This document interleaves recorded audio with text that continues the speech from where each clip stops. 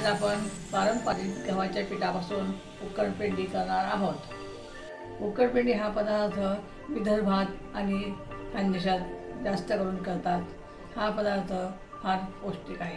उकडपेंडी हा पदार्थ नाश्त्याकरता फारच चांगला आहे। तर आता करूया गव्हाच्या पिठाची उकडपेंडी।